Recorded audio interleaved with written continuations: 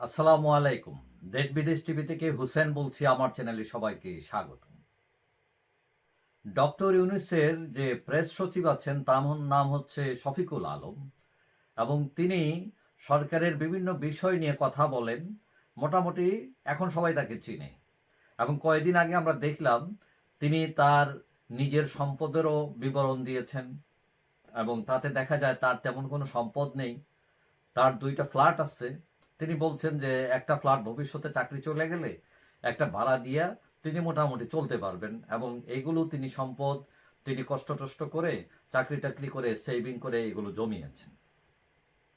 কিন্তু আমরা গতকাল বুধবার হঠাৎ দেখলাম যে অনলাইনে একটা বিষয় ভাইরাল হয়ে গেছে। সেটা হলো তিনি যে একটা মাফলার পরেন, সবসময় সাংবাদিক সম্মেলনে বিভিন্ন কথা বলেন, তখন ওই মাফলারটা তার থাকে এবং দেখা যায় যে অনলাইনে একটি কোম্পানি এই মাফলার বিক্রি করছে ৮৬,০০০ টাকায়, ৮৬,৫০০ টাকা।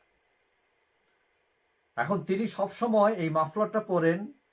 এই মাফলারটা দাম দেখানো আছে ৮৬,৫০০। বারবেরি নামক একটি কোম্পানির ওয়েবসাইটে এটা পাওয়া যায়। এখন প্রশ্ন উঠেছে যে শফিকুলের মাফলার, মানে এত দামি মাফলার তিনি পরেন, তিনি সাধারণ মানুষ, এটা কিভাবে সম্ভব? এবং এটা তার মাফলার এবং অনলাইনে যে ৮৬,৫০০ টাকার মাফলার, এটা প্রায় একই রকম। এখন এটা নিয়ে আলোচনার ঝড় উঠেছে।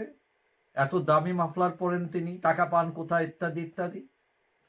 একজন কবি তিনি তার স্ট্যাটাসে লিখেছেন যে শফিকুল ভাইয়ের উচিত ৩০০ টাকার মাফলার নিলামে উঠানো, নিলামে উঠালে এটার দাম ৮৬,০০০ টাকা উঠতে পারে এবং সেই টাকা দিয়ে প্রেস সচিব ২৮৮টা মাফলার কিনতে পারবেন এবং তার এই যে পোস্ট, এই পোস্টটাও সত্য বলে প্রমাণিত হবে এবং সেটা তিনি ২৮৮টা মাফলার কিনতে পারবেন বঙ্গবাজার থেকে।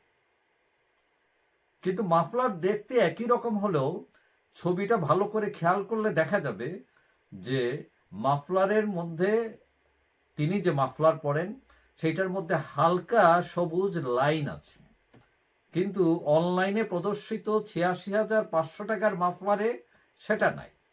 অর্থাৎ মাফলারটা আসলে দুই রকম, কিন্তু এক পলকে দেখলে সেটাকে একই রকম মনে হয়। তো যাই হোক, এখন ওই কেউ যদি কোনো কারণে ভাইরাল হয়ে যায়, এটা কোনো সময় খারাপ প্রভাবও পড়ে, আবার কোনো সময় ভালো প্রভাবও পড়ে। এখন আমাদের সমাজে যারা চাকরি করেন তারা সাধারণত যে বেতন পান তার সাথে তার কাপড় চোপড় লাইফস্টাইল না মিললে মানুষের উৎসাহ বাড়ে এবং মানুষ এটা নিয়ে সমালোচনা করে। কখনো কখনো সেটা সত্য হয়, কখনো কখনো আবার সত্য হয় না। যাই হোক, সবাই ভালো থাকবেন। আশা করি দেখা হবে অন্য কোনো ভিডিওতে, ইনশাআল্লাহ। আল্লাহ।